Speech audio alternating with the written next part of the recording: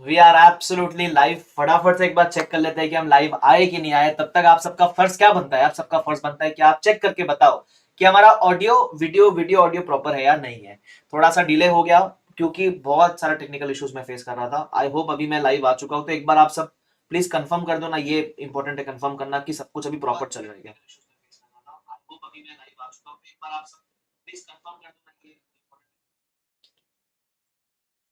I hope everything is proper. क्या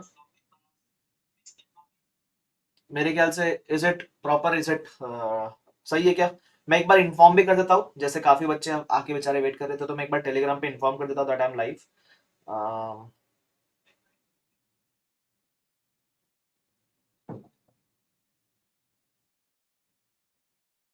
yes, मैंने inform तो कर दिया है। लेट्स सी, एक बार आप मुझे तब तक एक बार चेक कर लेते हैं अपन सब कुछ सही है क्या। सही है क्या? मैं एक बार इन्फॉर्म भी कर देता हूँ, जैसे काफी बच्चे चलो ठीक है, मेरे ख्याल से इट इज प्रॉपर चलेगा, सही है सब कुछ।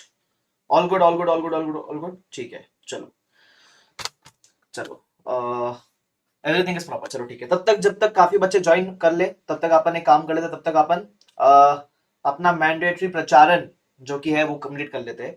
ठीक है, तो सबसे पहले जब मैं अनअकैडमी की बात करूं, अगर आपको अनअकैडमी से कोई भी तरह का सब्सक्रिप्शन लेना है, definitely you can by this subscription. कैसे? आपके पास जो भी अनअकैडमी की वेबसाइट या ऐप है, वहां जाओगे, गेट सब्सक्रिप्शन के ऊपर क्लिक करोगे। जैसे ही आप गेट सब्सक्रिप्शन के ऊपर क्लिक करोगे, आपको तीन ऑप्शन देगा, आइकॉनिक प्लस लाइट। बराबर, आपको उसमें जो भी सूट करता है आप ले सकते हो। आइकॉनिक के अंदर ये है कि एक्स्ट्रा डाउट सॉल्वर वगैरह मिलता है, प्रिंटेड बुक्स मिलती है। लेकिन एक बात का ध्यान रखना, मेरी प्रिंटेड बुक्स आइकॉनिक में नहीं मिलती है, एफआर की दूसरे फैकल्टी की आपको मिल जाएगी। ठीक है, प्लस में आपको लेक्चर्स का एक्सेस मिल जाएगा। लाइट में आपको सिर्फ और सिर्फ टेस्ट सीरीज का एक्सेस मिलेगा। ठीक है, let's say for example we select plus. तो जब हम प्लस की बात करते हैं तो प्लस में ये सारे ऑप्शंस अवेलेबल है। आप अगर व्यू ऑल प्लान्स करोगे तो आपको बाकी मंथ्स के ऑप्शन भी मिल जाएंगे। ठीक है, अगर आपको सब्सक्रिप्शन अभी लेना है तो अभी अनअकैडमी के ऊपर चल रहा है धमाकेदार ऑफर, जिधर आपको मिलेगा पूरा 20% of, right.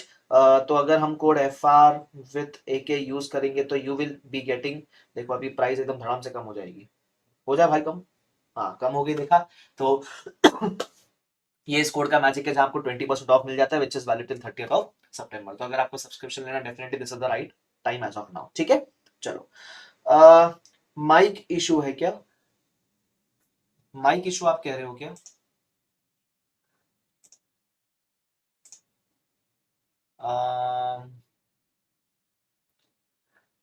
Is it mic issue? एक बार चेक।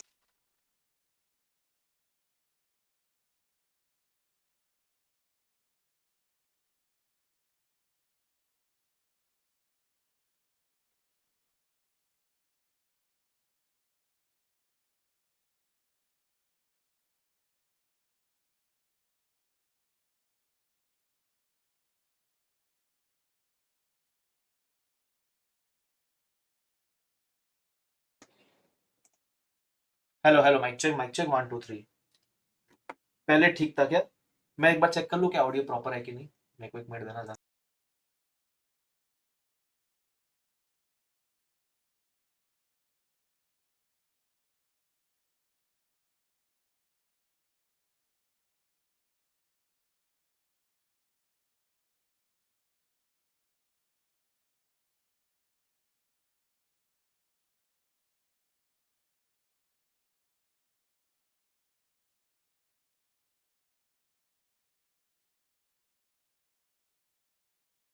हेलो, मेरे ख्याल से ये प्रॉपर है। आज के वीडियो के लिए अपन इतना मैनेज कर लेंगे क्या? सही है।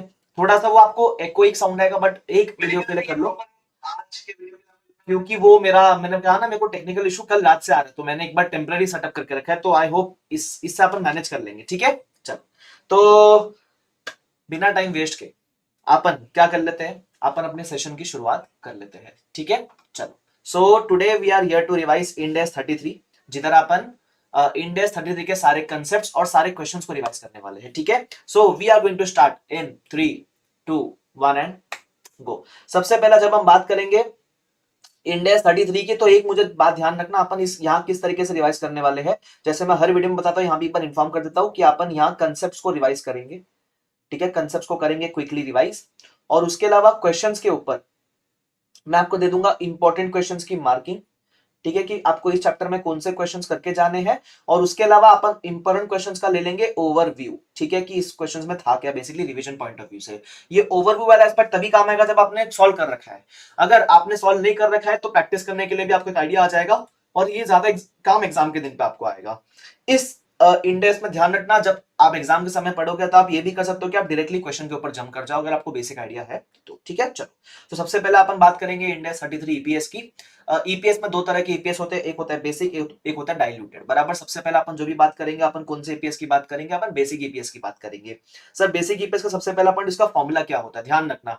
नॉर्मली स्टूडेंट्स मिस्टेक क्या करते हैं, बोलते हैं PAT upon number of equity shares, गलत आंसर है। सबसे पहले आप बोलोगे जब भी फॉर्मूला पूछे तो न्यूमरेटर में क्या आएगा, प्रॉफिट एट्रीब्यूटेबल या profit available for equity share holders. Equity वालों के लिए कितना प्रॉफिट अवेलेबल है वो आपको देखना है, divide by weighted average number of equity shares. ये जो वर्ड है वेटेड एवरेज, वर्ड यूज करना बहुत इंपॉर्टेंट है। अगर आप नंबर ऑफ शेयर्स बोलते हो तो अगर कोई शेयर साल के बीच में इश्यू हुआ रहेगा तो आप उस पर वेट्स नहीं लगा रहे हो, तो weighted average number of equity shares बोलना बहुत इंपॉर्टेंट है, ठीक है। चलो, उसके बाद अब अपन ने ये डिस्कशन कर लिया कि फॉर्मूला में एक है न्यूमरेटर, एक है डिनोमिनेटर। अब अपन सारा डिस्कशन पहले कर लेते हैं न्यूमरेटर को लेकर, कि भाई साहब न्यूमरेटर कैसे मिलेगा अपने को। तो लेट्स स्टार्ट विद ईबीआईटी। अपने को चाहिए क्या, अपने को पहुंचना कहां तक है, अपने को पहुंचना है profit available for equity share holders तक। तो चालू करेंगे ईबीआईटी से, माइनस कर देना इंटरेस्ट। अब एक बात ध्यान रखने वाली है, अपन फाइनेंशियल इंस्ट्रूमेंट में सीख कर आए कि दो तरह का होता है इंटरेस्ट, एक होता है कूपन वाला इंटरेस्ट और एक होता है ईआईआर वाला इंटरेस्ट। ईआईआर वाले इंटरेस्ट में आपका कूपन भी आ जाता है, आपका डिस्काउंट भी आ जाता है, आपका प्रीमियम भी आ जाता है, और आपका ट्रांजैक्शन कॉस्ट भी आ जाता है। तो हम जब इंटरेस्ट माइनस करेंगे तो हम ईआईआर वाला इंटरेस्ट माइनस करेंगे, मिलेगा ईबीटी माइनस टैक्स, मिलेगा पैट। पैट में से आपको एक चीज माइनस करनी होती है और वो है प्रेफरेंस डिविडेंड। प्रेफरेंस वालों का पैसा माइनस करने के बाद जो भी आपको बचेगा वो बचेगा आपको इक्विटी वालों के लिए, बराबर। लेकिन इधर बीच में अपन दो चीजें और पढ़ते हैं, उसके पहले कुछ प्रेफरेंस डिविडेंड को लेकर बात कर लेता हूं। प्रेफरेंस शेयर दो तरह के होते हैं, एक होता है क्यूमुलेटिव, एक होता है नॉन क्यूमुलेटिव। क्यूमुलेटिव का मतलब क्या होता है, क्यूमुलेटिव का मतलब अगर सपोज ईयर 1 में आपने डिविडेंड प्रेफरेंस वालों को पे नहीं किया तो ईयर 2 में आकर आपको ईयर 1 ईयर 2 दोनों का पे करना पड़ेगा। What is the meaning of non cumulative, suppose आपने ईयर 1 में डिविडेंड पे नहीं करा तो ईयर 2 में आपको सिर्फ ईयर 2 का पे करना है, ईयर 1 का पे करने का जरूरत नहीं है। मतलब क्यूमुलेटिव के अंदर जो अनपेड डिविडेंड है वो अक्यूमुलेट होता हुआ चलता है, और नॉन क्यूमुलेटिव के अंदर जो अनपेड डिविडेंड है वो अक्यूमुलेट नहीं होता है, बराबर। तो इसलिए वो क्या बोलता है, अगर प्रेफरेंस शेयर क्यूमुलेटिव वाले हैं तो डिविडेंड पे किया हो ना पे किया हो, डिविडेंड आप अक्रूवल बेसिस पे माइनस कर देना फ्रॉम द पैट। लेकिन अगर प्रेफरेंस शेयर नॉन क्यूमुलेटिव है तो अगर डिविडेंड पे किया है तो ही आप पैट में उसको माइनस करना, मतलब डिविडेंड को यहां माइनस करोगे ऑन कैश बेसिस, कहानी खत्म। अब उसके अलावा दो और पेमेंट है, ठीक है। प्रेफरेंस डिविडेंड के नीचे और दो पेमेंट दिया हुआ है। सबसे पहला दिया हुआ है settlement payment. Now what is the meaning of settlement payment, settlement payment का मतलब ऐसा पेमेंट जो आपको डे 1 पे नहीं पता था, ऐसा डिस्काउंट प्रीमियम जो आपने डे 1 पे प्रॉमिस नहीं किया था, क्योंकि डे 1 पे प्रॉमिस नहीं किया तो ईआर के अंदर नहीं आया, लेकिन आपने अर्ली रिडेम्पशन करने का सोचा और अर्ली रिडेम्पशन करने के लिए आपने तुरंत बोला कि मैं एक एक्स्ट्रा प्रीमियम देने को रेडी हूं जो मैंने डे 1 पे प्रॉमिस नहीं किया था, तो उसको बोलते हैं सेटलमेंट पेमेंट। मतलब ऐसा पेमेंट जो आपने डे 1 पे प्रॉमिस नहीं किया था लेकिन सेटलमेंट पे आप दे रहे हो, बराबर। तो उसको आप अलग से, अगर प्रीमियम है तो माइनस कर देना, डिस्काउंट तो ऐड कर देना। उसके अलावा अगर ऐसा कोई भी इनकम एक्सपेंस है जो वैसे तो प्रॉफिट लॉस का आइटम है लेकिन आपने उसको शायद डायरेक्टली अदर इक्विटी में इफेक्ट दिया रहेगा तो उसको भी यहां से माइनस कर देना, बराबर। इसके एक एग्जांपल है प्रिलिमिनरी एक्सपेंसेस, तो आपको इससे मिल जाएगा profit available for equity share holders, ठीक है। उसके बाद हम आएंगे हमारे डिनोमिनेटर के ऊपर। हमने न्यूमरेटर की बात कर ली, अब हम आएंगे डिनोमिनेटर के ऊपर। डिनोमिनेटर के अंदर वो क्या बात करता है, weighted average number of equity shares.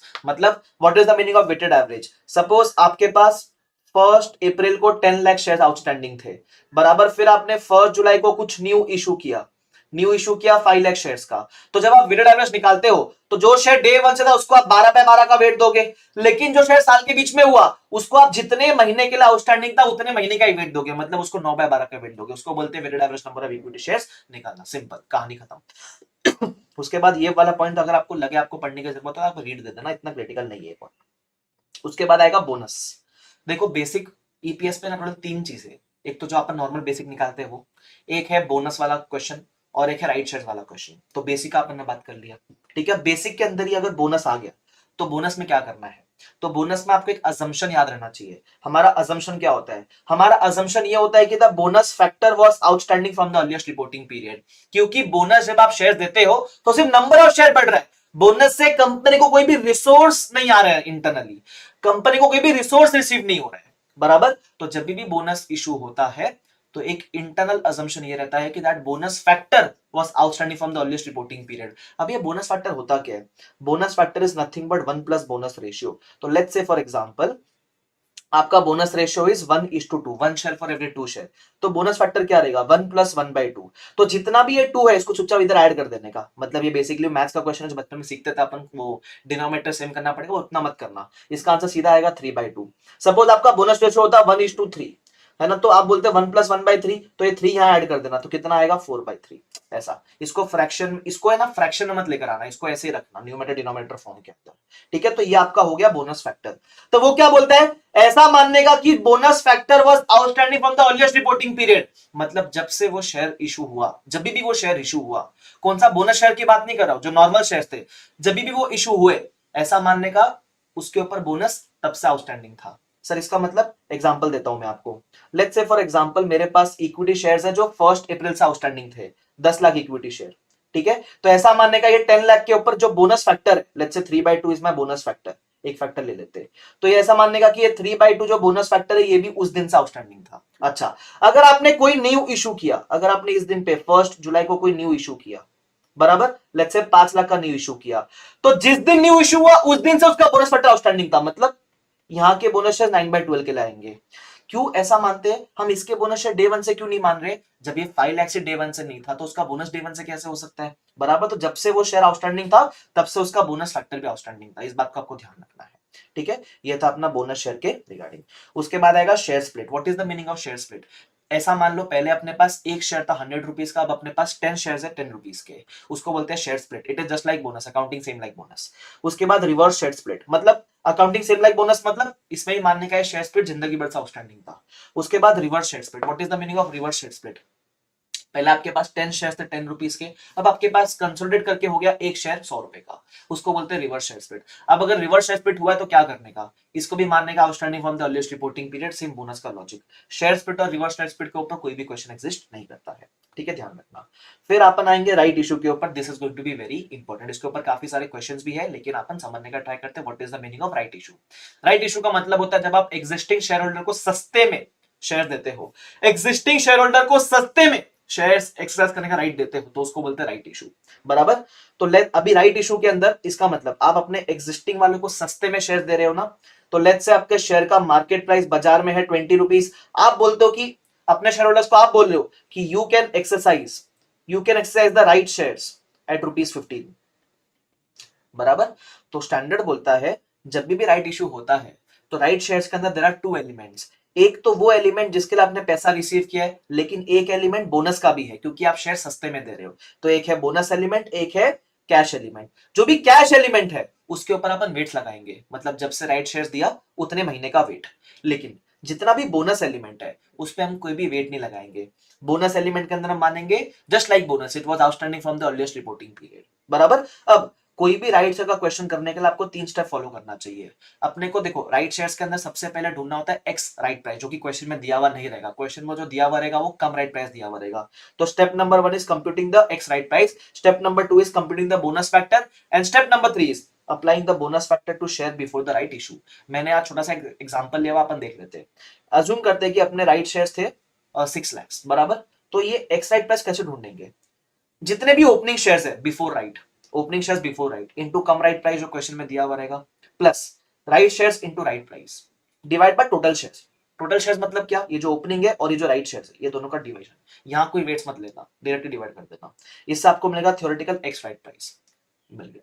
उसके बाद हम निकालेंगे बोनस फैक्टर। हमने कहा था राइट शेयर्स के अंदर बोनस एलिमेंट भी है, तो बोनस फैक्टर निकालना पड़ेगा। कैसा निकालेंगे? Cum right price divide by ex right price. याद ना रहे तो बड़ा नंबर डिवाइड बाय छोटा नंबर। इसको आप ऐसे फ्रैक्शन में रखो तो अच्छा है, इसको ऐसे राउंड ऑफ मत करना।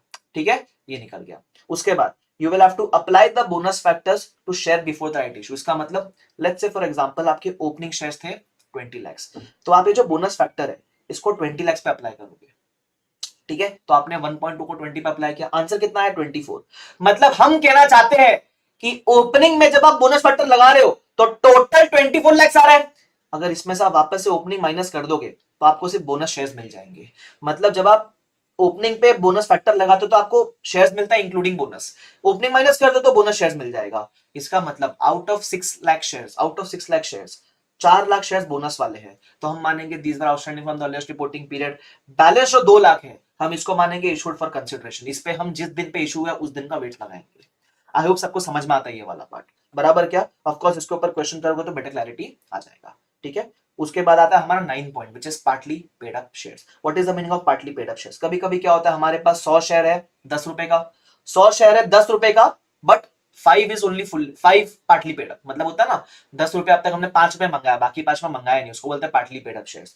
तो जब भी आपके पास पार्टली पेड अप शेयर्स है तो इसको इक्विवेलेंट नंबर में निकालना होता है, equivalent number off fully paid up shares. तो जैसे मेरे पास 100 शेयर है 10 रुपए के और 100 शेयर है 5 रुपए वाले, तो अगर ये भी शेयर 10 रुपए के होते तो इक्विवेलेंट शेयर्स कितने होते? 50 शेयर होते, वो निकालना होता है बस, ठीक है। उसके बाद ये हमारा बेसिक ईपीएस का डिस्कशन था। ध्यान रखना बेसिक ईपीएस में आपको सिर्फ 3 चीजें आनी चाहिए, एक तो बेसिक ईपीएस जो नॉर्मल डिस्कशन किया वो, सेकंड बोनस शेयर्स का, और तीसरा राइट शेयर्स का। ये 3 क्रिटिकल है।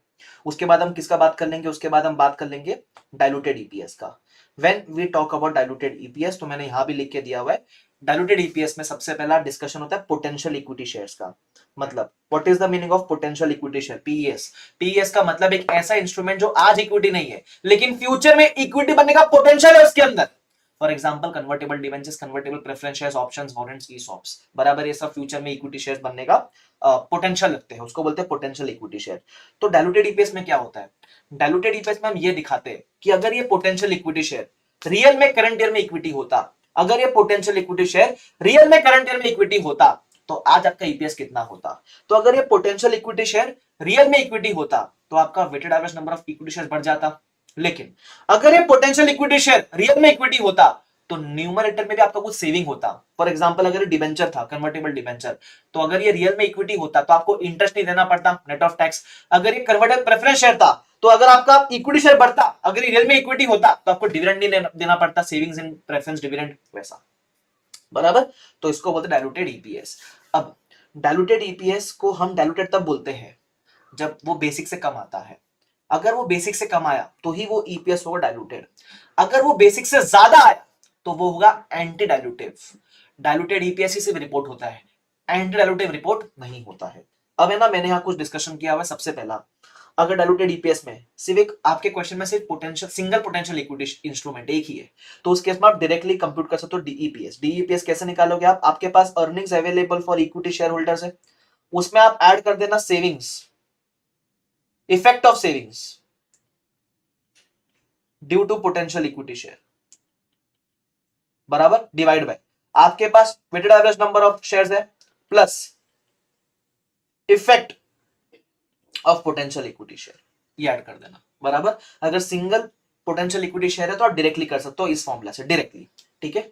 लेकिन कभी कभी क्या होता है, कभी कभी हमारे पास मल्टीपल पोटेंशियल इक्विटी शेयर्स होते हैं। कितने? Multiple potential equity shares. तो उस केस में हमको 3 स्टेप फॉलो करना होता है। सबसे पहला हमको निकालना होता है इंक्रीमेंटल ईपीएस। हम ये स्टेप्स फॉलो क्यों करते हैं समझ के लेना। जब आपके पास मल्टीपल पोटेंशियल इक्विटी शेयर होते हैं तो हमको हर एक पोटेंशियल इक्विटी शेयर को इंडिविजुअली इवैल्यूएट करना होता है कि वो इंडिविजुअली डाइल्यूटिव है या एंटी डाइल्यूटिव है। तो हम क्या करते हैं, हम सबसे पहला स्टेप निकालते हैं incremental EPS. What is the meaning of incremental EPS?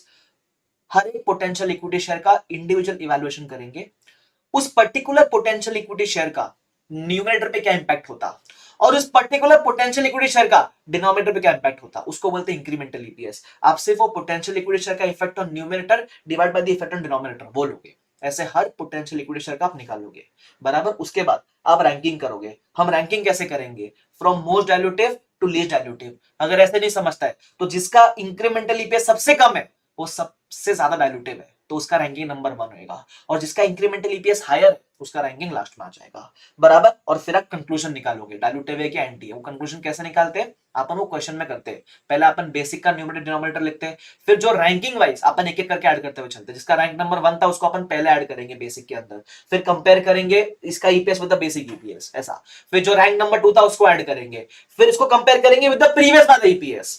वो कम होते रहना चाहिए, जिस दिन वो ज्यादा हो गया वो हो जाएगा एंटी डाइल्यूटिव। और एक बार एक पोटेंशियल इक्विटी शेयर एंटी आ गया तो उसके नीचे के सारे शेयर्स एंटी हो जाएंगे। ये सब आपको तब समझेगा जब आपने कभी एक बार पढ़ा होगा, ध्यान रखना, ठीक है। चलो आगे बात करते हैं। तो ये मैंने डाइल्यूटेड ईपीएस का एकदम मस्त आपको शॉर्ट में समरी फॉर्म में बात कर लिया, ठीक है। वही सब ज्ञान की बात है। अच्छा, एक और चीज ध्यान रखना, in case of diluted EPS, अगर कोई पोटेंशियल इक्विटी शेयर साल के बीच में इशू हुआ था, अगर कोई potential equity share current year के बीच में इशू हुआ था, तो उसमें जो सेविंग्स इन इंटरेस्ट होगा वो जितने महीने के लिए आउटस्टैंडिंग था करंट ईयर में उतने महीने का ही होगा, और डिनोमिनेटर में वो अपन बोलते हैं ना कि ये इक्विटी होता तो कितना शेयर होता, उसमें भी आप नंबर ऑफ मंथ्स का वेट्स लगा देना जितने मंथ्स के लिए आउटस्टैंडिंग था करंट ईयर में। ये तब एप्लीकेबल होगा जब कोई पोटेंशियल इक्विटी शेयर आपने करंट ईयर में इशू किया है। ठीक है, उसके बाद steps to calculate diluted EPS वो अपन ने ऑलरेडी डिस्कस कर लिया।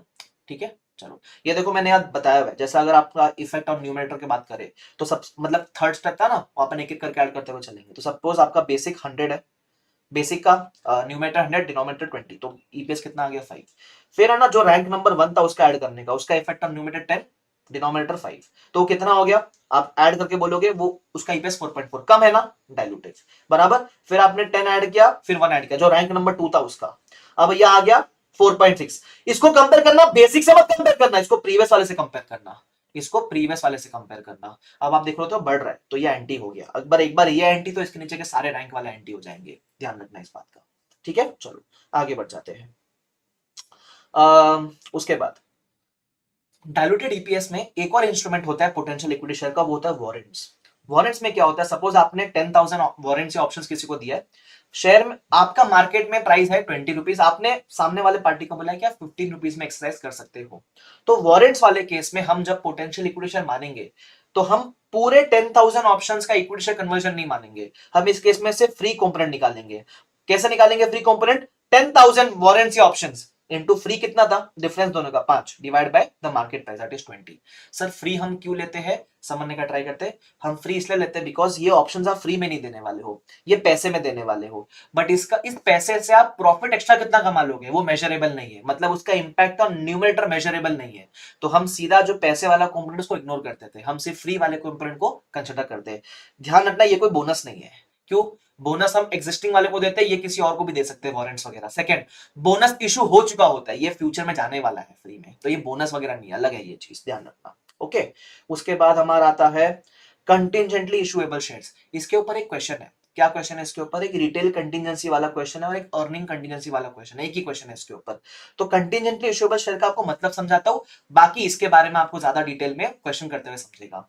तो इसका मतलब क्या है, एक ऐसा शेयर्स जिसको इशू करना है या नहीं करना उसको श्योरिटी नहीं है। सपोज आपने बिजनेस कॉम्बिनेशन में किसी को एक्वायर किया और बोला कि भाई तुम्हारा प्रॉफिट अगर इतना एक्सीड किया तो ही तुमको हम शेयर देंगे, उसको बोलते हैं कंटिजेंटली इश्यूएबल शेयर्स। तो हमको आज ये नहीं पता है कि ये इसके बदले में हमको शेयर इशू करना पड़ेगा नहीं करना पड़ेगा, तो द मेन क्वेश्चन इज इसको मैं पोटेंशियल इक्विटी शेयर मानकर डायलूटेड ईपीएस में इंक्लूड करूं कि नहीं करूं, बराबर ये सबसे बड़ा क्वेश्चन इधर आता है। तो वो सिंपल सी बात आपको याद रखने बोलता हूं, अगर अगर अगर आप क्वार्टर एंड पे खड़े हो या ईयर एंड पे खड़े हो, जब भी खड़े हो, अगर ईयर एंड पे आपको मालूम पड़ गया कि इशू करना पड़ सकता है तो डायलूटेड में गिन लेना, बराबर। अगर ईयर एंड या क्वार्टर एंड पे मालूम पड़ा कि नहीं इशू करना है तो आप डायलूटेड में मत गिनना। उसके अलावा अगर आपने रियल में साल के बीच में इशू कर दिया या क्वार्टर के बीच में इशू कर दिया है ना, तो जब से इशू किया तब से लेकर लास्ट तो बेसिक में आ जाएगा, बराबर, और बाकी पीरियड के लिए वो डायलूटेड में आ जाएगा। सपोज फॉर एग्जांपल आपने इशू कर दिया ऑन 1 नवंबर, मैं ईयर की बात करता हूं, सपोज आपने 1 नवंबर को इशू कर दिया, तो नवंबर दिसंबर जैन फेब मार्च, बराबर, तो 5 महीने के लिए वो बेसिक में आ जाएगा। अब आपको ईयर एंड पे पता है ना कि आपने इशू कर दिया है, तो रिमेनिंग 7 मंथ्स के लिए इट विल बी डायलूटेड, ऐसा। लेकिन अगर आपने सपोज करंट ईयर में इशू ही नहीं करा और पता है कि इशू करना ही नहीं पड़ेगा, एस्टिमेशन ही बोलता है कि इशू नहीं करना पड़ेगा, तो ना ही वो डायलूटेड में आएगा ना ही वो बेसिक में आएगा। अच्छा, अगर आपने साल के लास्ट डे पे इशू करा तो साल के लास्ट डे पे तो वो बेसिक में तो नहीं आएगा, लेकिन आपको साल के लास्ट डे पे पता है ना इशू कर दिया अपन ने, है ना, बेसिक में क्यों नहीं आएगा, अरे लास्ट डे पे इशू किया, वेट्स कितने दिन का लगेगा, 1 दिन का, बराबर, तो बेसिक में नहीं आएगा। लेकिन साल के लास्ट पे पता है ना इशू कर दिया है तो डायलूटेड में आ जाएगा पूरे 12 महीने के लिए, ऐसा ऐसा आपको इवैल्यूएट करना है। क्लियर है क्या वाला पार्ट। ऑफ कोर्स इसके ऊपर एक क्वेश्चन है जो बताऊंगा आपको, क्रिटिकल एग्जाम के लिए करके जाना उसको, ठीक है। उसके बाद ये था अपना ईपीएस का बेसिक ईपीएस और डायलूटेड ईपीएस। अब कुछ एडिशनल पॉइंट्स अपने को कंसीडर करने की जरूरत है, उसके अपन बात कर लेते हैं। एक तो है participating equity instruments. What is the meaning of participating equity instruments, कोई ऐसे इंस्ट्रूमेंट्स जो इक्विटी नहीं है लेकिन इक्विटी की तरह बार बार डिविडेंड मांगते रहते हैं। जैसे अपने पास एक एग्जांपल है किताब के अंदर, वो है प्रेफरेंस शेयर्स का। जैसे प्रेफरेंस शेयर को डिविडेंड फिक्स मिलता है ना, तो वो एक बार फिक्स डिविडेंड लेते हैं, फिर ऐसा बोलते हैं कि इक्विटी वाले को ज्यादा डिविडेंड दिया तो हमको भी और चाहिए बाद में, उसको बोलते हैं पार्टिसिपेटिंग इक्विटी इंस्ट्रूमेंट्स। नाम प्रेफरेंस है, हरकत इक्विटी वाली है ना, तो उस केस में हमको ऐसा बोलना है कि भले ही नाम प्रेफरेंस हरकत इक्विटी वाली है ना, तो उसको हम कहेंगे पार्टिसिपेटिंग इक्विटी इंस्ट्रूमेंट्स। ऐसे केस में एक नहीं दो ईपीएस निकलता है। ऑफकोर्स क्वेश्चन करूंगा तो बता दूंगा किस तरीके से करना है। उसके बाद है एंटिटी विद डिसकंटिन्यूड ऑपरेशन। इसके ऊपर एक एग्जाम में क्वेश्चन दिसंबर 21 में आके गया था, बट फिर भी मैं डिस्कस आपको कर दूंगा इस बार में। अगर आपके पास अपने बिजनेस में डिसकंटिन्यूड ऑपरेशन है ना, तो उस केस में क्या करना होता है सुन लो। आप टोटल डायरेक्टली कंबाइंड ईपीएस नहीं निकालोगे, आप कंटिन्यूइंग का बेसिक डाइल्यूटेड अलग निकालोगे, डिसकंटिन्यूइंग का बेसिक डाइल्यूटेड निकालोगे, और एक कंबाइंड करके निकालोगे कंबाइंड का बेसिक डाइल्यूटेड। अब सुनना, सपोज कंटिन्यूइंग निकाला, कंटिन्यूइंग का बेसिक आया 2 रुपीज, डाइल्यूटेड आया 1.7, तो आप इसको रिपोर्ट करोगे, बराबर, ठीक है। डिसकंटिन्यूड निकाला, ये आया 1, डाइल्यूटेड आया 1.2, आप बोलोगे ये तो एंटी है क्योंकि बढ़ रहा है, रिपोर्ट नहीं करना है। ऐसा नहीं करना। अगर आपने कंटिन्यूइंग का डाइल्यूटेड बोल के रिपोर्ट किया है, अगर आपने कंटिन्यूइंग का डाइल्यूटेड बोल के रिपोर्ट किया है, तो even if it is anti, still आपको इसको रिपोर्ट करना पड़ेगा।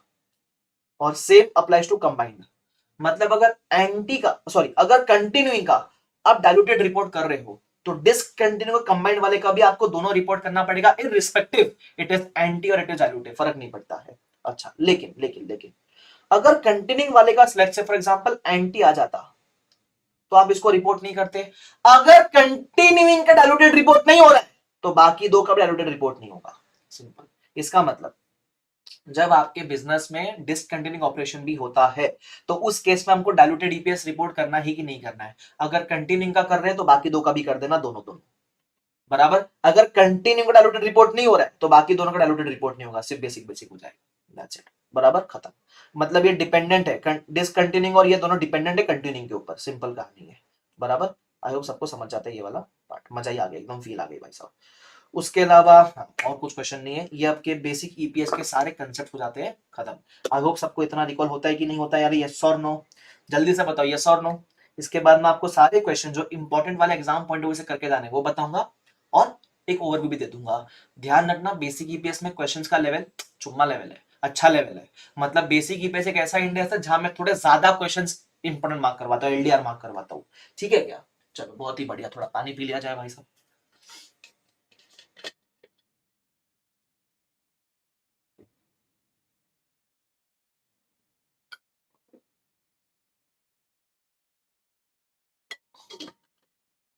यस, अरे सर नो, बाकी जो रिकॉर्डेड देख रहे हैं भाई, कमेंट सेक्शन में बता देना कैसा लग रहा है। लाइक कर देना, वो बेशर्मो, फ्री के कंटेंट में लाइक तो करो। कर दिया, बहुत बढ़िया। चलो अब अपन झट से फटाफट से क्वेश्चंस कर लेते हैं, है ना, डिस्कस। तो मैं सर्च कर लेता हूँ इंडेस 33।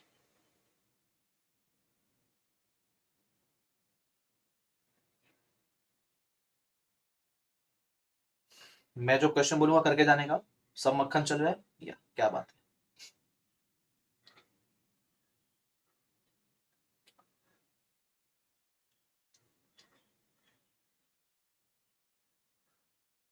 चलो कौन से क्वेश्चन करके जाना आपको मैं बताता हूँ। सबसे पहला क्वेश्चन नंबर 3 वैसे एलडीआर नहीं है, तो आपको इतना जरूरत नहीं है, लेकिन किसके ऊपर है बता दूं मैं आपको।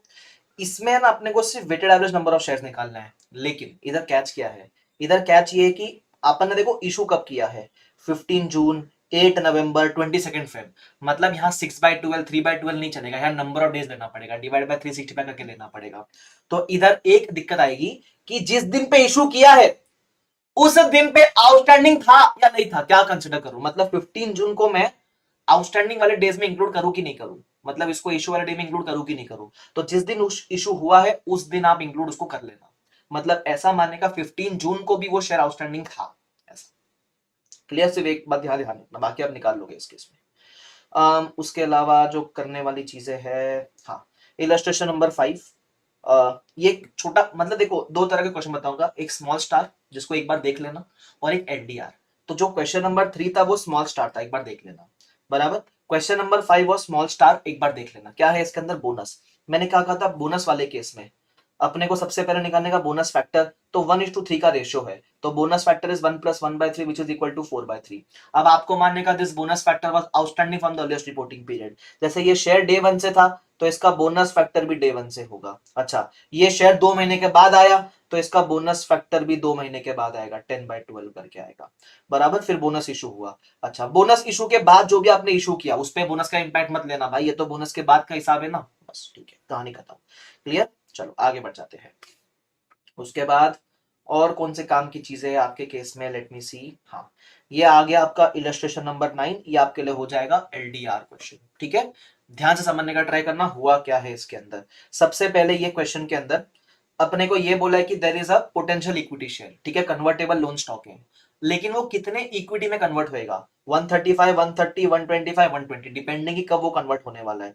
तो हम इसमें से कौन सा कन्वर्जन मानेंगे, देखो हमको चाहिए कि आंसर आई डाइल्यूटेड, तो जब वो ज्यादा इक्विटी शेयर्स में कन्वर्ट होएगा तो नंबर ऑफ शेयर ज्यादा आएंगे, नंबर ऑफ शेयर ज्यादा आएगा तो ईपीएस कम आएगा, ईपीएस कम आएगा तो डाइल्यूटेड आएगा। बेसिकली हमको ज्यादा इक्विटी शेयर चाहिए, तो ज्यादा इक्विटी शेयर कब आएंगे, जब आप हायर कन्वर्जन रेट कंसिडर करोगे। तो आप हमेशा जितना भी ज्यादा है कन्वर्जन रेट वो कंसिडर करेंगे, इस केस में 135 कंसिडर करना, पहला चीज। सेकेंड चीज, ये जो इंस्ट्रूमेंट है ये हमने 1 अक्टूबर 11 को इशू किया है और इस क्वेश्चन में ईयर एंड 30 जून है। तो मैंने बताया था जब अगर आपने कोई कन्वर्टेबल इंस्ट्रूमेंट करंट ईयर के मिड में इशू किया है तो उसका सेविंग्स इन इंटरेस्ट उतने पर्टिकुलर मंथ्स के लिए होगा, जैसे अक्टूबर, नवंबर, दिसंबर, जैन, फेब, मार्च, अप्रैल, मई, जून। जो सेविंग्स इन इंटरेस्ट होगा इन पोटेंशियल इक्विटी शेयर वो सिर्फ 9 महीने का होगा, और डिनोमिनेटर में भी जब वो नंबर ऑफ इक्विटी शेयर लोगे वो सिर्फ 9 महीने का लेना, ये चीज होगी।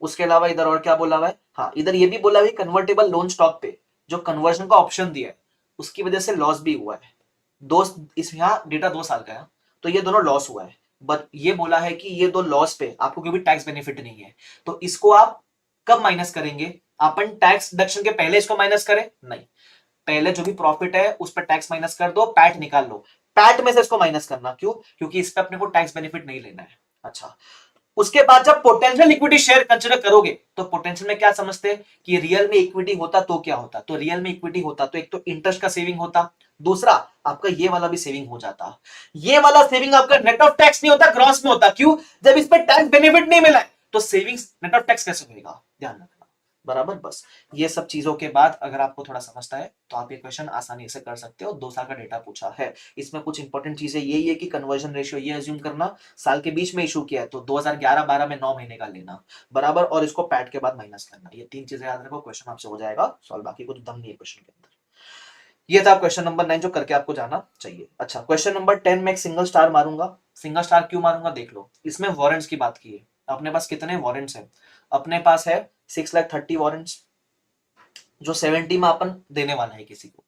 अब यहाँ 2 साल की बात की हुई है, पहले साल में हमारा मार्केट में प्राइस था 120, तो हम वारंट्स में आपको याद है सिर्फ फ्री कंपोनेंट कंसिडर करते हैं, तो पहले वाले साल में फ्री कंपोनेंट कितना होगा, 630 इंटू 50 डिवाइड बाय 120, और सेकेंड ईयर में फ्री कंपोनेंट कितना होगा, क्योंकि मार्केट प्राइस चेंज हुआ है तो फ्री कंपोनेंट भी चेंज होगा, it will B 70 minus 160 that is 90 divide by 160, ऐसा इस तरीके से होने वाला है। क्लियर, आई होप आप सबको समझ जाता है ये वाला पार्ट, डन। उसके बाद हम बात करेंगे तो यस, ये है वो इलस्ट्रेशन मैं बात कर रहा था ना, कंटिजेंटली इश्यूएबल शेयर्स के ऊपर एक क्वेश्चन है, ये वो क्वेश्चन है। अब इसके अंदर है क्या सुनना, आपको एकदम बेसिक फॉर्म में समझाने का ट्राई करता हूँ। इसमें क्या बोला है, इसमें ये बोला है कि पहले तो नॉर्मल शेयर्स 1 लाख थे, उसके अलावा ये प्रॉमिस है कि 5,000 शेयर्स इशू करेंगे अगर आपने कोई भी नया रिटेल स्टोर खोला। उसके अलावा ये भी बोला, इसको बोलते हैं रिटेल साइड कंटिजेंसी। फिर बोला है कि अगर आपने 20 लाख के ऊपर प्रॉफिट कमाया तो हर 1,000 रुपीज एक्सेस प्रॉफिट पे 1,000 शेयर्स, मतलब मैं बोलूं 20 लाख के ऊपर 1 रुपया कमाया तो 1 शेयर एक्स्ट्रा मिलेगा, 1,000 रुपए कमाया तो 1,000 शेयर एक्स्ट्रा मिलेगा, वैसा, ठीक है। और इस क्वेश्चन की खास बात क्या है, ये बोला हुआ है कि रिटेल साइट्स इस दिन पे खुला है, ठीक है। मेन ये है कि यहाँ क्वार्टरली आपको डेटा दिया हुआ है, तो आपको यहाँ ईपीएस सिर्फ एनुअल नहीं हर एक क्वार्टर का निकालोगे और एनुअल का भी निकालोगे, ठीक है। अब मैं आपको थोड़ा थोड़ा एक हिंट देने का ट्राई करता हूँ कैसे करना है ये क्वेश्चन। सबसे पहले जब आप बेसिक निकालोगे तो बेसिक में पोटेंशियल की बात मानो ही मत, सिर्फ ये देखो रियल में कौन इक्विटी बन गया है। तो सबसे पहले आपने रिटेल स्टोर खोला है 1 मई को, तो सेकंड क्वार्टर में आपने खोला, दिसंबर ईयर एंड है, बराबर।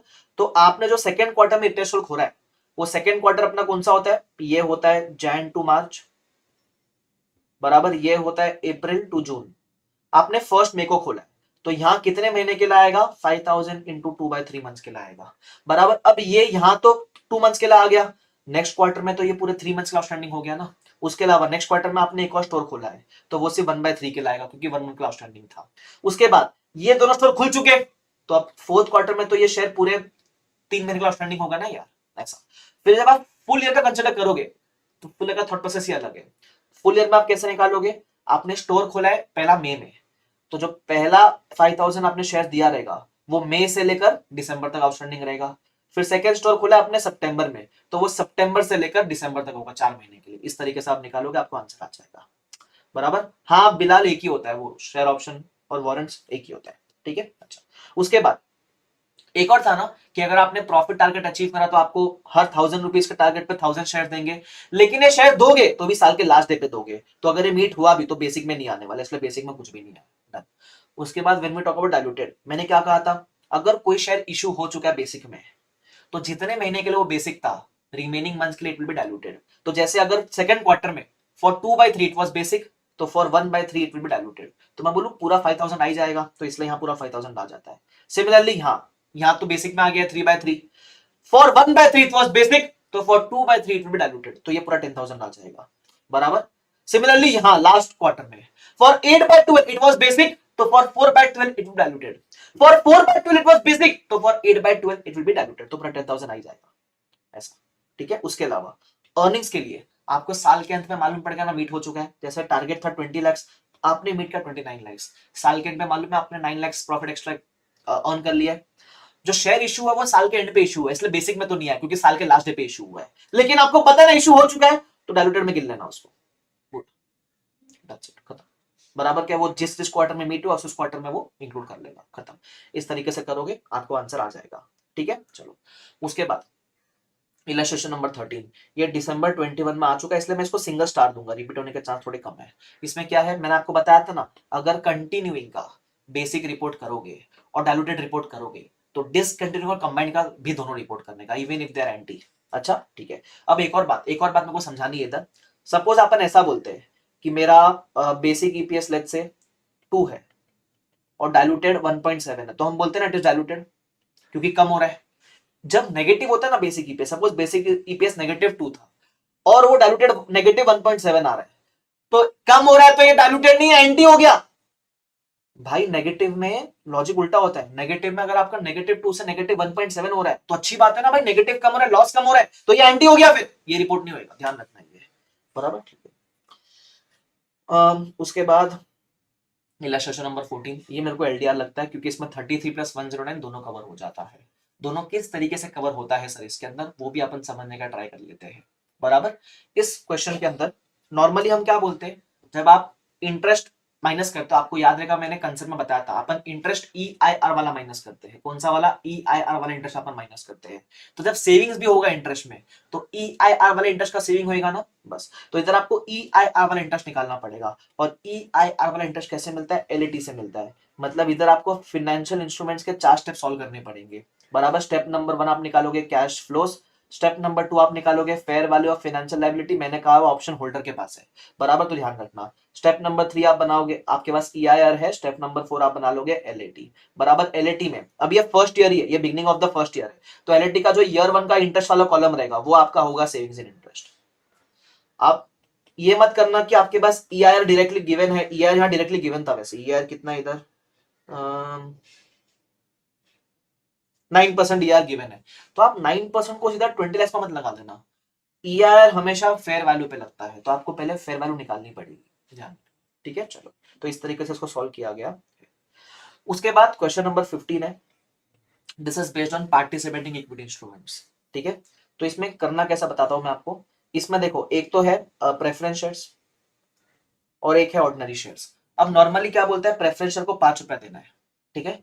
फिर प्रेफरेंस वाला बोलता है कि जब आप इक्विटी को 2 रुपए के ऊपर दोगे तो हमको वापस से डिविडेंड चाहिए 50% of any additional ordinary dividend payable on ordinary share, बराबर। मतलब आप पहले हमको 5 रुपए दे दो, ये प्रेफरेंस वाले का 5 रुपए आ गया, फिर आप इक्विटी को 2 रुपए दे दो, तो लाख रुपए में से इतना आपने दे दिया इनटू नंबर ऑफ शेयर्स करके, तो बैलेंस कितना बचा 55। अब इस 55 में से अगर आपने ऑर्डिनरी को 1 रुपया भी दिया तो हमको 50% चाहिए। तो इसका मतलब ये नहीं है कि दोनों को 50:50 के रेशियो में बांट देना, ये मत कर देना येडी की तरह ना। वो बोलता है ऑर्डिनरी को, अगर इधर मैं करके दिखाता हूं नीचे, अगर सपोज बैलेंस इज 55,000, तो वो बोलता है अगर आपने ऑर्डिनरी को 1 रुपया दिया तो हमको 0.5 दे देना। तो आप बोलोगे सर 1:0.5 के रेशियो में बांट दे, नहीं, ऑर्डिनरी के 10,000 शेयर्स है बराबर, और प्रेफरेंस के 5,000 शेयर्स है, वो भी कंसिडर करना पड़ेगा आपको बराबर। तो यहां कितना आएगा 10,000 और 2,500, आप 55,000 को इस रेशियो में बांटोगे बराबर। तो जो भी रेशियो आएगा बांट देना बराबर, और फिर पर शेयर निकाल देना। पर शेयर कैसे निकालेंगे, जो प्रेफरेंस वालों को मिला वो ये 25 होगा प्लस ये होगा divide by the number of shares, जो इक्विटी वाले का है 20,000 होगा प्लस ये होगा divide by the number of shares, आपको आंसर आ जाएगा कहानी का। उसके बाद लेट मी सी और कौन सा अच्छा क्वेश्चन है। हाँ, एक ये क्वेश्चन करके जाना चाहिए आपको, एलडीआर क्वेश्चन, ये राइट शेयर्स के ऊपर बेस्ड है। अब इसमें हुआ क्या है, इसमें 3 साल दिया हुआ है, एक तो जिस साल राइट शेयर्स दिया वो बराबर, राइट शेयर्स का प्रीवियस ईयर और राइट शेयर्स का अगला वाला साल, ये सब दिया हुआ है अपने को बराबर। तो इस साल राइट शेयर इशू हुआ है, तो कैसे करना है अपने को, मैंने बताया 3 स्टेप फॉलो करना है। सबसे पहला थियोरेटिकल एक्सट्रैक्ट प्राइस ढूंढ लेना बराबर, दूसरा अपन ढूंढेंगे बोनस फैक्टर, वो cum right divide by extract price, और तीसरा उस बोनस फैक्टर को आप लगा देना ओपनिंग शेयर्स पे, और उसमें से फिर ओपनिंग शेयर वापस माइनस कर देना। तो जितना भी इंक्रीमेंटल आया वो आपका बोनस शेयर्स है, जो बाकी बचा वो आपके राइट शेयर्स है। बोनस फैक्टर या bonus shares outstanding from the earliest reporting period, तो मानने का बोनस शेयर्स इस साल भी थे बराबर। और जो राइट शेयर्स आए इशूड फॉर कंसिडरेशन, वो जब भी आपने इशू किया, जैसे इस केस में आपने इशू किया उसको 1 मार्च, तो करंट ईयर में वो दिसंबर ईयर एंड है तो 10 महीने का आउटस्टैंडिंग होगा बराबर। तो इस साल में उसको वो 10/12 का वेट दे देना जितना भी इशूड फॉर कंसिडरेशन है बराबर। अच्छा, नेक्स्ट ईयर में ध्यान रखना, नेक्स्ट ईयर में बोनस वाला दिया या कैश वाला दिया, नेक्स्ट ईयर में तो दोनों का दोनों पूरे 12 महीने आउटस्टैंडिंग होगा ना यार, इस तरीके से आपको निकालना है। क्वेश्चन नंबर 21 ये आपका इंपॉर्टेंट है। उसके बाद ये आता है इलस्ट्रेशन नंबर 22, ये भी मस्त वाला क्वेश्चन है बराबर। इसमें आपको पूछा सब्सिडरी का ईपीएस और ग्रुप का बेसिक डायलूटेड ईपीएस, ठीक है। सब्सिडरी का निकालना इजी है, सब्सिडरी का आपको पहले प्रॉफिट दिया हुआ है, इसमें से पहले सब्सिडरी का निकालना सिखाता हूं। सब्सिडरी का प्रॉफिट दिया हुआ है 5,400, इसमें से प्रेफरेंस का डिविडेंड माइनस कर देना divide by the number of shares which are 1000, तो आपको बेसिक मिल जाएगा 5 रुपीज मेरे ख्याल से, हाँ 5 रुपीज मिल जाएगा आपको बेसिक। ये सब्सिडरी का निकालना हो। अच्छा, सब्सिडरी का डायलूटेड कैसे निकालेंगे, तो ऐसा मान लो कन्वर्जन होगा सारे पोटेंशियल इक्विटी शेयर का बराबर, तो प्रेफरेंस डिविडेंड देना ही नहीं है, तो आपका अर्निंग्स होता है 5,400 डिवाइड बाय, एक तो ये 1000 शेयर्स प्लस यहाँ वारंट्स है, तो वारंट्स के equivalent number of shares free वाले 75 आएंगे और प्रेफरेंस के 400 आएंगे, तो कितना आएगा 1475 बराबर। तो जो जितना भी रहेगा वो निकाल लेना, ईपीएस कितना था, डायलूटेड ईपीएस आपको आ जाएगा। ये आ गया किसका, सब्सिडरी का। अब अपन किसका बात करेंगे, अब अपन बात करेंगे डायलूटेड का, है ना। अब अपन किसका बात करेंगे, डायलूटेड का बात करेंगे, डायलूटेड नहीं, ग्रुप का बात करेंगे। ग्रुप का बेसिक ईपीएस कैसे निकालोगे, आपको ग्रुप का पेरेंट का प्रॉफिट दिया हुआ है, पेरेंट ने जो सब्सिडरी से अर्न किया वो नहीं दिया हुआ है, तो पेरेंट सब्सिडरी से 2 तरह का प्रॉफिट अर्न करेगा। एक पेरेंट के पास सब्सिडरी के प्रेफरेंस शेयर्स है, तो 400 में से 300 रुपया मिलेगा, प्लस जो रिमेनिंग 5,000 याद बचा था ना आप इक्विटी वालों का, उसमें से 80% पेरेंट के पास ही है, तो 5,000 का 80% मिलेगा, दैट इज को कितना मिलेगा 4,000 डिवाइड बाय, जब ग्रुप के नंबर ऑफ शेयर्स डिवाइड करोगे तो सिर्फ पेरेंट के आउटस्टैंडिंग शेयर डिवाइड करना, क्यों, सीएफएस में सिर्फ पेरेंट के नंबर ऑफ शेयर्स आते हैं। आप बोलोगे सर ये सब शेयर माइनस डिवाइड नहीं करेगा या 830 वगैरह, ओ भाई ये पेरेंट के लिए इन्वेस्टमेंट है, हम जो डिवाइड करते हैं ना वो आउटस्टैंडिंग इक्विटी शेयर जो इशू किया वो डिवाइड करते हैं, तो ये सब डिवाइड मत कर देना येडी की तरह बराबर क्या। चलो ठीक है, आपको बेसिक आ जाएगा, ठीक है। ये 4,000 कैसे आया, 5,000 का 80%, ठीक है। अब आता है इंपॉर्टेंट पार्ट, जब आप ग्रुप का डायलूटेड निकालोगे ना, ग्रुप का डायलूटेड निकालोगे, तो हम क्या मानते हैं कि आपके ग्रुप के सारे कंपनीज के सारे पोटेंशियल इक्विटी शेयर रियल में इक्विटी हो जाएंगे। तो अगर ग्रुप के सारे पोटेंशियल रियल में इक्विटी हो जाएंगे तो फिर ये 150 का 75 इक्विटी हो जाएगा, बट इसमें से 15 वारंट के बदले 15 शेयर तो आप ही को मिलेगा।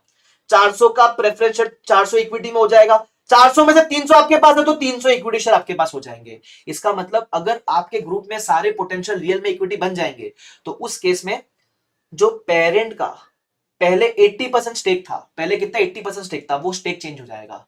तो स्टेक कैसे निकालेंगे, पेरेंट के पास है पहले 800 शेयर्स, वारंट के 15 शेयर और प्रेफरेंस के 300 शेयर डिवाइड बाय सब्सिडरी के total shares including potential equity share, that is 1475। तो वो स्टेक बदल जाएगा, बस वो स्टेक बदलेगा। तो अगली बार ईपीएस कैसे निकालोगे, 12,000 प्लस ये जो 5,400 है into the revise stake, 5,400 into जो भी स्टेक 75 76 या जो भी, मेरे को नहीं पता कितना आता है, बस ये डिवाइड बाय 10,000 ही करना, डिवाइड बाय सिर्फ पेरेंट के शेयर ही करने वाले हैं, कहानी खत्म। बराबर, ये उनको समझेगा जिन्होंने एक बार सॉल्व किया हुआ है, नहीं किया हुआ तो करके देख सकते, एक बार अभी हो जाएगा तुमसे।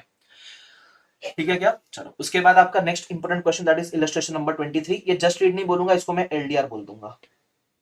इसके अंदर है क्या, इसके अंदर सबसे पहले आपको बहुत तरह तरह के प्रॉफिट दिया हुआ है, एक एनसीआई के बाद वाला प्रॉफिट दिया हुआ है, ओसीआई वाला प्रॉफिट दिया हुआ है, कुछ नहीं। जब हम बात करते हैं ईपीएस के पॉइंट ऑफ व्यू से, तो आप सिर्फ प्रॉफिट फॉर द ईयर ये वाला लोगे, एनसीआई कंसिडर नहीं करना है, ओसीआई कंसिडर नहीं करना है, कुछ भी कंसिडर नहीं करना है, तो ये सारे अमाउंट हो जाएंगे इररेलेवेंट। सबसे इंपॉर्टेंट पार्ट यही है, बराबर, पहला चीज। सेकेंड चीज, इधर कुछ पोटेंशियल इक्विटी शेयर का इंफॉर्मेशन भी दिया हुआ है, बराबर। तो पोटेंशियल इक्विटी शेयर का हम क्या करेंगे, वो पोटेंशियल इक्विटी शेयर का एक तो वो वेन्स पे इफेक्ट आएगा कि नंबर ऑफ शेयर्स बढ़ जाएंगे, सेकंड सेविंग्स इन इंटरेस्ट होएगा। इधर जो सेविंग्स इन इंटरेस्ट है वो हमको 109 के फॉर्म में निकालना है। आपने जस्ट ऊपर एक क्वेश्चन डिस्कस किया ना, जिधर अपन स्टेप 1 करेंगे, वो स्टेप 1 में अपन क्या करेंगे, ये कैश फ्लो निकालेंगे, fair value of financial liability, फिर तीसरा ईआई, चौथा एलएटी। अब यहाँ एलएटी का जो सेकेंड ईयर का इंटरेस्ट है वो आपका सेविंग्स इन इंटरेस्ट होगा, बराबर क्या। तो बस ये उसी का एक्सटेंडेड वर्जन है ये क्वेश्चन। तो यहाँ एक तो नॉर्मल इक्विटी शेयर्स है, एक प्रेफरेंस शेयर है जो कन्वर्टेबल नहीं है, तो नॉर्मल प्रेफरेंस शेयर है, बस आपको क्या करना है, प्रॉफिट में से प्रेफरेंस का डिविडेंड माइनस करना है। और एक कन्वर्टेबल डिवेंचर है, इसमें आप सेविंग्स इन इंटरेस्ट कैसे निकालोगे, 109 के एलईटी के फॉर्म में, जो सेकंड ईयर का इंटरेस्ट है वो सेविंग हो जाएगा, और divide by number of equity share, वो कन्वर्जन का जितना है वो दिया हुआ अपने को, बस इतना करोगे काम आपका बन जाएगा, दैट्स इट। उसके बाद और कौन से क्वेश्चन इंपॉर्टेंट है मैं आपको बता देता हूँ। उसके बाद हाँ, ये इलस्ट्रेशन नंबर 4, ये एलडीआर है आपके लिए, बराबर। ये एमटीपी आरटीपी पांच पेपर वाला क्वेश्चन है, बराबर। इसके अंदर करना क्या, सुनना, इसके अंदर तेरा मल्टीपल पोटेंशियल इक्विटी शेयर, तो ये कंसेप्ट के समय में डिस्कस कर चुका। जब मल्टीपल पोटेंशियल इक्विटी शेयर होते हैं तो 3 स्टेप फॉलो करना है। सबसे पहला इंक्रीमेंटल ईपीएस, हर एक पोटेंशियल इक्विटी शेयर का आप इंक्रीमेंटल ईपीएस निकालोगे। उसके बाद आएगा ranking from most dilutive to least dilutive, यहां वैसा किया हुआ है मेरे हिसाब से। सबसे पहले इन्होंने निकाला है बेसिक ईपीएस, तो निकाला, ठीक है। अच्छा, इन्होंने डायरेक्टली किया हुआ है, नहीं नहीं, रैंकिंग वगैरह किया हुआ है इन्होंने, ठीक है। तो आप वही 3 स्टेप फॉलो करने का अपने साइड डिस्कस किया है।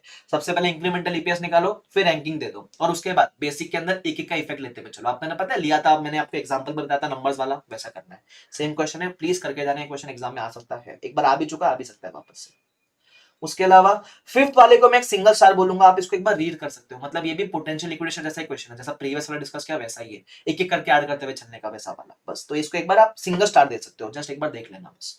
उसके अलावा मेरे ख्याल से और कुछ बचता नहीं है, तो कंप्लीट हो जाता है अपना EPS. So this completes our exclusive revision of EPS, बराबर। आई होप आपको ये रिवीजन डेफिनेटली हेल्पफुल रहेगा। रिवीजन का मेन पर्पस 2 चीज होती है। सबसे पहला, जो पार्ट रिकॉल हुआ वो अपने को मालूम पड़ता है कि ये पार्ट मेरे को रिकॉल हो रहा है। सेकंड, जो पार्ट रिकॉल नहीं हुआ उसको मार्क करके लेना, बराबर। और एक लास्ट इंपॉर्टेंट टिप, क्वेश्चन का revision is not a substitute of question का writing practice. Please writing practice करके जाना भाई, प्लीज। और राइटिंग प्रैक्टिस मुझे पता है बोलोगे सर इतना सब कैसे करें, तभी तो हर चैप्टर में एलडीआर क्वेश्चन मार्क करवा रहा हूं ना भाई, ये तुमको कोई नहीं करवाएगा, मैं करवा रहा हूं, उतना कर लेना एटलीस्ट, बराबर क्या, परफेक्ट, ठीक है।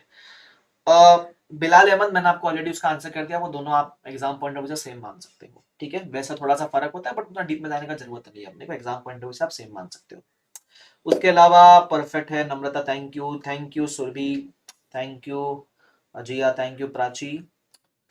और हाँ, अपन ने करना तो भूल गए, सर से मुरी चुनरी जाए सरक सरक सरक, भाई सरका दिया इसको तो अपन ने, है मजा आ गया, क्या बात है शिखर, जबरदस्त, ठीक है। अब उसके अलावा मुझे ये पता है काफी सारे बच्चों की क्वेरीज होते हैं रिगार्डिंग प्रिपरेशन और रिगार्डिंग जो भी है, तो मैंने एक 130 को सेशन रखा था, जो मैं 140 तक लाइव आ जाऊंगा, जिसमें अपन आपके जो भी दिक्कतें हैं जीवन में उसको डिस्कस कर लेंगे, ठीक है। I will be there on that stream for approximately 40-45 minutes. तो आपका जो भी दुख दर्द है जीवन में आप मेरे से बांट सकते हो, हम उसको डेफिनेटली डिस्कस कर लेंगे, ठीक है। उसके अलावा अगर कोई रिकॉर्डेड देख रहा था ये सेशन, तो अगर पसंद आए लाइक जरूर करना, रिकॉर्डेड देख रहे हो तो कमेंट जरूर करके जाना, और लाइव वाले भी बाद में आके हो सके तो इस पर कमेंट आके कर सकते हैं। कमेंट क्यों करने बोलते हैं सर? दो चीज, एक तो मेरे को मोटिवेशन मिलता है, मालूम पड़ता है कि सेशन आपको कैसा लगा, second for better reach, reach मालूम पड़ जाती है। ठीक है, तो thank you so much everyone for joining this session. Bye bye everyone. Take care, see you all. Thank you sir, how's you now? Surbian, absolutely fine, thank you so much for asking. चलो, so thank you so much, bye bye everyone, take care, see you all, bye bye. And हाँ, एक और चीज, अगर teaching पसंद आए तो दोस्तों को रिकमेंड जरूर कर सकते हो। ठीक है, चलो bye everyone, take care, see you. Bye Pooja, bye Sumit, bye Namrata, bye bye everyone.